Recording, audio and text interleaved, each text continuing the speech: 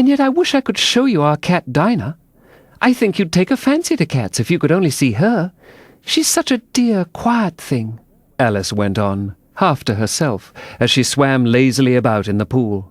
"And she sits purring so nicely by the fire, licking her paws and washing her face. And she's such a nice, soft thing to nurse, and she's such a capital one for catching mice." "Oh, I beg your pardon," cried Alice again, for this time the mouse was bristling all over, and she felt certain it must really be offended. "We won't talk about her any more if you'd rather not." "We, indeed!" cried the mouse, who was trembling down to the end of his tail. "As if I would talk on such a subject! Our family always hated cats! Nasty, low, vulgar things! Don't let me hear the name again!" "I won't indeed," said Alice, in a great hurry to change the subject of conversation. Are you fond of dogs?" The mouse did not answer, so Alice went on eagerly. "There is such a nice little dog near our house I should like to show you.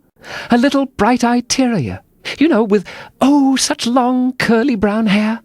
And it'll fetch things when you throw them, and it'll sit up and beg for its dinner, and all sorts of things.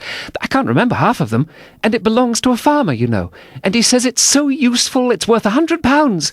He says it kills all the rats and—" "Oh, dear!" cried Alice in a sorrowful tone. "I'm afraid I've offended it again." For the mouse was swimming away from her as hard as it could go, and making quite a commotion in the pool as it went.